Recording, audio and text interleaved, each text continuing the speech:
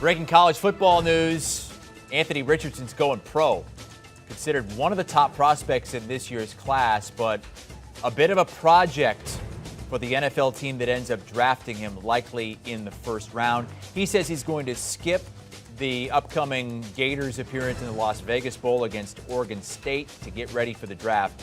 Richardson has gone anywhere from top 20 to top 5 in our mock drafts this season at CBSSports.com.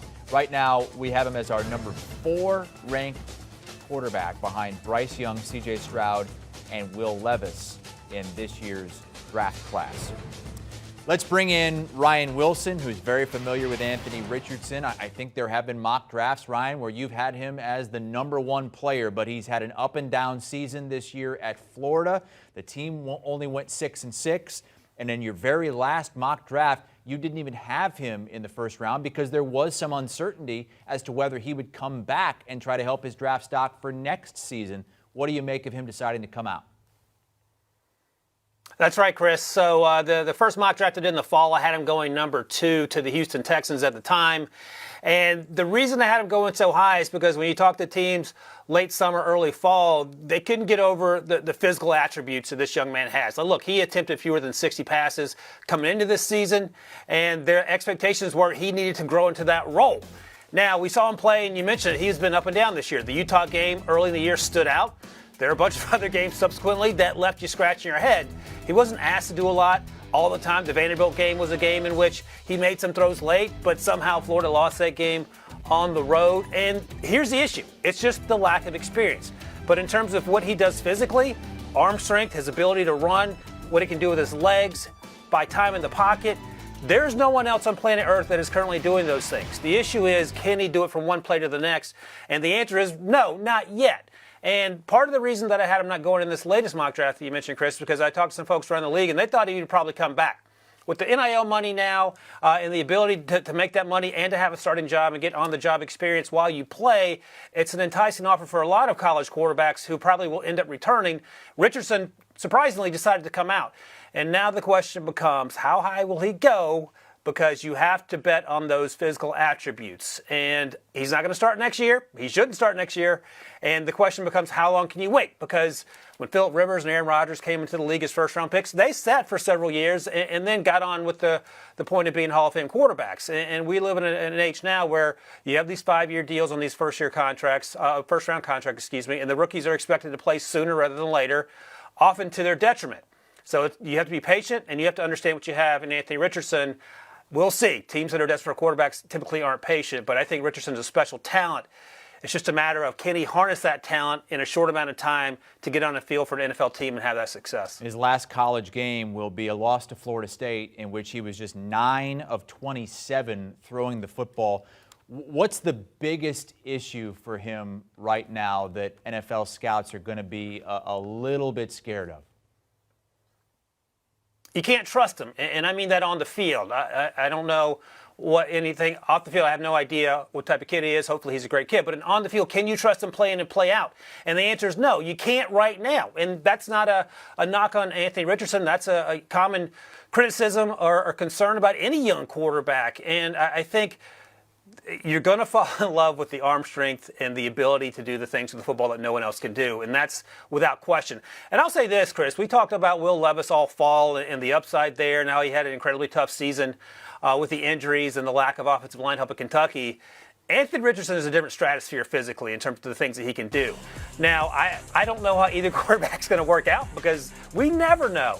But if you're asking me to pick one of these guys for the next 10 years, I'm taking Anthony Richardson with the understanding that the next 2 years might be pretty tough.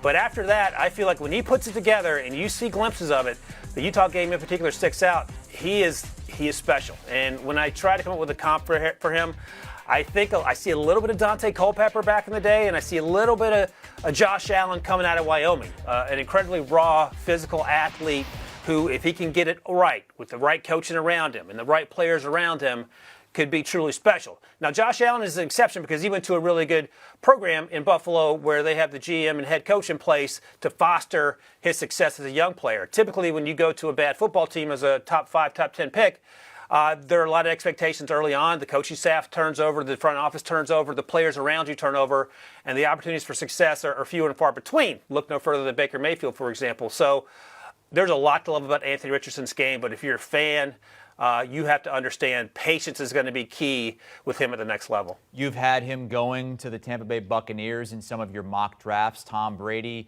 this might be his last year. Maybe he has one more. Who are some teams out there who might have the luxury of taking an Anthony Richardson in the first round and letting him sit and develop maybe for a year or two before he becomes the starter? Yeah, you mentioned the Bucs, and they feel like a natural landing spot. Kyle Trask, the former Florida Gator, is currently there, but I don't think he's going to be the long-term solution. He was a day 2 pick a few years ago. You know, it's funny to say this. You mentioned luxury, like we're talking about successful football teams. I think you could throw the Detroit Lions in there because they have 2 first-round picks. They're playing some pretty good football under Dan Campbell. Jared Goff is entrenched as the starter. He's playing incredibly well. He's only 28. And that feels like a situation where you can use one of those first-round picks on an Anthony Richardson-type player, knowing that he's going to sit. There's no rush whatsoever to get him on the field because of the way Goff has handled himself. And I think that could actually be an interesting landing spot, especially if we're in the middle of the first round, late first round, and Anthony Richardson is still there. I talked to teams in the early part of the fall that thought Richardson was QB1 based on the physical tools. Now, that's since changed. Teams don't love Bryce Young for the reasons you and I discussed numerous times, basically the size, and that's it. But I think Anthony Richardson has an opportunity to be a good football player, and I am sort of intrigued by the idea of the Detroit Lions taking him with the understanding that he'll play 2 years from now when they have to finally make a decision on Jared Goff when his deal is up. All right, Ryan Wilson with us here as Anthony Richardson declares for the NFL draft. Likely going to be taken somewhere in the first round, and you got to believe that there's some team out there that's going to see his 40 time at the combine, which could be a record for a quarterback, and think, boy, maybe we should use a top 10 pick on him. Ryan will be discussing this and much more on his very new podcast, his very great new podcast with Rick Spielman, with the first pick. Find it wherever you get your audio, or scan that QR code on your screen right now. It'll take you directly to it.